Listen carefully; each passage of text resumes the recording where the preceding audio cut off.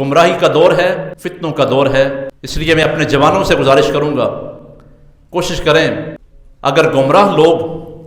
اپنا پروپیگنڈا ڈنکے کی چوٹ پہ کر رہے ہیں تو ہم حق پہ ہوتے ہوئے ہم حق کا پرچم بلند کرنے کے لیے تیار کیوں نہیں ہیں؟ اس وقت ہمارے اکثر جوان جو گمراہی کا شکار ہو رہے ہیں وہ سوشل میڈیا کے ذریعے ہو رہے ہیں۔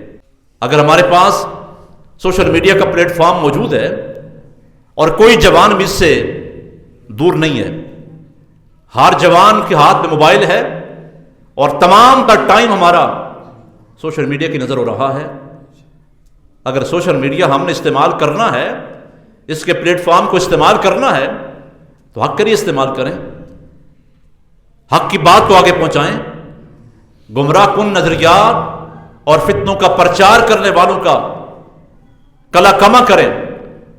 ان کی گمراہی کا پردہ چاک کریں، اس انداز میں اس کو استعمال کریں تاکہ سوشل میڈیا بھی کل ہماری بخشش کا ذریعہ بن جائے، ہماری نجات کا ذریعہ بن جائے۔ موبائل ہم استعمال کریں، گمراہ کن لوگ اپنا تمام تر پروگرام سوشل میڈیا کے ذریعے دنیا بھر میں پھیلائیں اور ہم خاموش تماشائی بن جائیں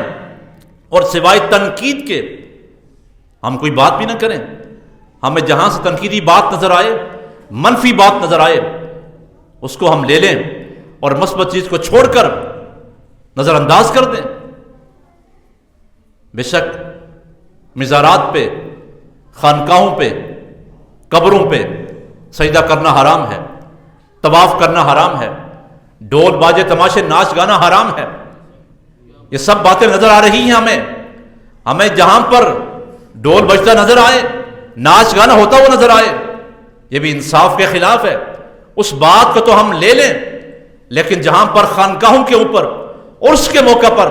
اللہ کا قرآن پڑھا جا رہا ہے، حضور کے فرامین پڑھے جا رہے ہیں، قرآن و حدیث کے بیانات ہو رہے ہیں، جہاں پر مدارس دینیہ قائم ہیں، یہ مثبت بات، اس کو آگے ہائی لائٹ ہم کیوں نہیں کرتے؟ اسے ہم کیوں نہیں پھیلاتے؟ یہ خانقاہوں کا اور درباروں کا مثبت چہرہ ہے، اسے دنیا کو آپ دکھاتے کیوں نہیں ہیں؟ جہاں ہزاروں اور لاکھوں لوگ 3 ٹائم کا کھانا پیٹ بھر کے کھا رہے ہیں، ہمیں یہ باتیں نظر کیوں نہیں آ رہی؟ مثبت چیز کو ہم نہیں لیتے، ہماری منفی سوچ ہے، منفی بات کو ہم لیتے ہیں، تنقیدی بات کو ہم لیتے ہیں تاکہ لوگ علماء سے، صالحین سے، خانقاہوں سے تعلق کو توڑ کر گمراہ لوگوں کا شکار ہو جائیں۔ ہم سب سے سوال کیا جائے گا کہ ممبر بھی، محراب بھی، اور جو ہمارے پاس جتنے بھی فورم ہیں ان تمام سے اگر حق کا پیغام جائے اور ہم سب حق کا پیغام پہنچانے والے بن جائیں، کوئی مشکل نہیں ہے کہ معاشرے کے اندر اصلاح ہو جائے اور انقلاب پیدا ہو جائے، لیکن ہم کام نہیں کرتے۔ ہم دوسروں کو کوستے ہیں، تنقید کرتے ہیں کہ فلاں نہیں کر رہا، فلاں یہ نہیں کر رہا، فلاں یہ نہیں کر رہا، لیکن اس سے پہلے اپنے گریبان میں جان کر دیکھیں ہمارا کردار کیا ہے، ہم کیا کر رہے ہیں۔ تو اللہ کریم کی بارگاہ میں دعا کرتے ہیں کہ مالک ہمیں بحیثیت مجموعی سب کو اپنی ذمہ داریوں کا احساس نصیب فرمائے اور اپنی ذمہ داریوں کو معاشرے کی اصلاح کے حوالے سے نبھانے کی توفیق عطا فرمائے۔ وہ بچے ہمارے جو بیرون ملک ہیں، کام کے لیے گئے ہوئے ہیں، لیکن اپنے مراکز سے، مدارس سے، علماء سے، صالحین سے دوری کی وجہ سے وہ گمراہ لوگوں کا شکار بآسانی ہو جاتے ہیں۔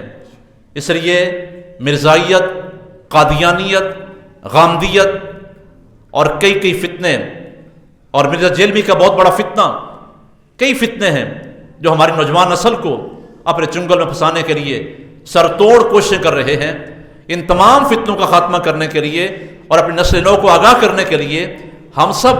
بحیثیت مجموعی اپنی ذمہ داریوں کو نبھائیں۔